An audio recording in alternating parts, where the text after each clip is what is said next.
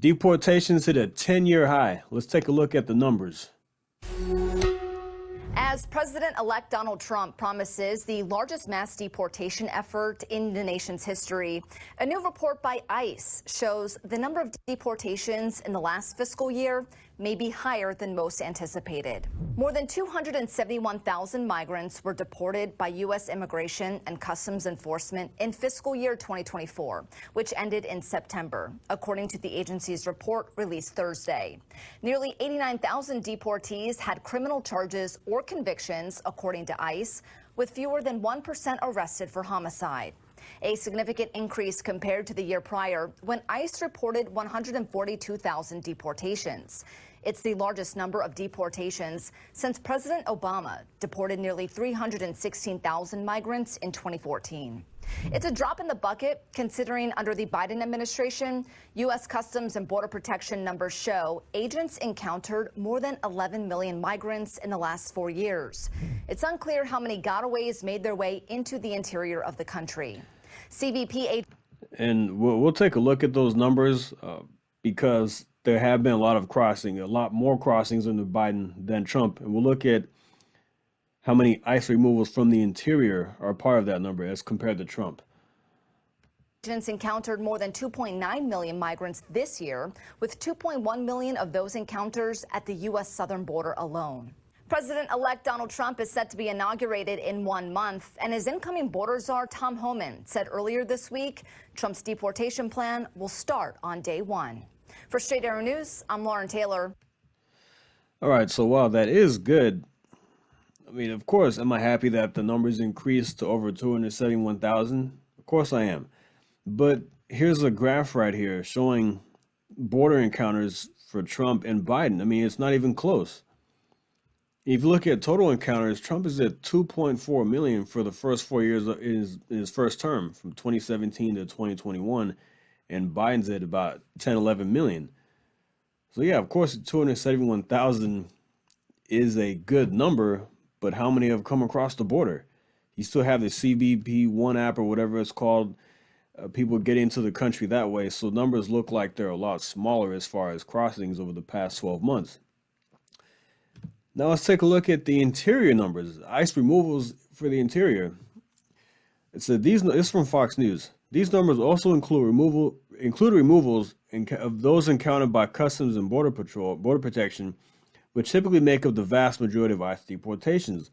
Of those removals of arrested in the interior by ICE itself, just 47,000 illegal immigrants were deported, compared to 44,000 last fiscal year and 28,000 in fiscal year 2022. Compare that to 62,000 in fiscal year 2020, the last full year of the Trump administration, and 85,000 conducted in 2019. Let's look at a graph here. So 47,000 of that 271,000 were ICE interior arrests, deportations. If you look at Trump in 2017, 2018, 2019, interior arrests by ICE in 2017 were 81,000, 2018, 95,000, 2019, 85,000, and then 2020, 62,000 when we had the pandemic.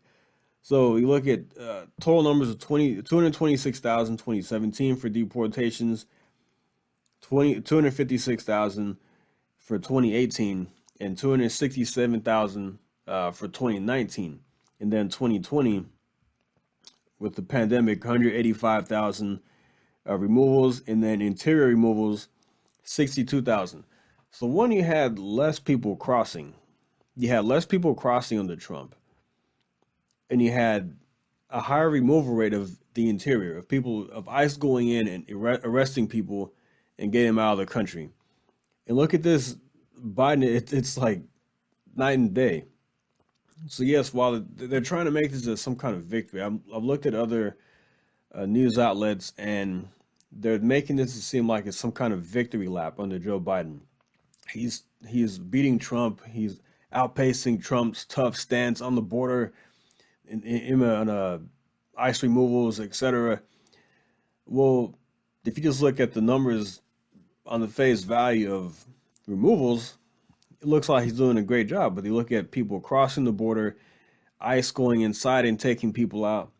It's not even close to what Trump did. And that's huge because what I'm more concerned with are the interior. ICE going in and taking people out of the country that have been here. Um, Many of them criminals, convicted criminals. Those numbers have dropped significantly under Biden. So I think this is a bit misleading when they make it as some kind of victory lap out being a 10-year high. While yes, that is true. 271,000 people removed is good.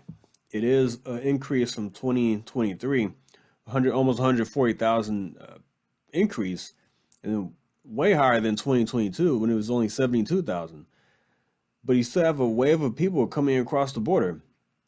So they're trying to make it look like it's not as bad with this app. People still come into the country, as I said before. But this will stop day one.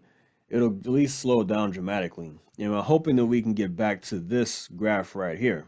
We saw under Trump, there was a spike in 2019 because of the whole kids in cages thing. So we saw a spike in 2019.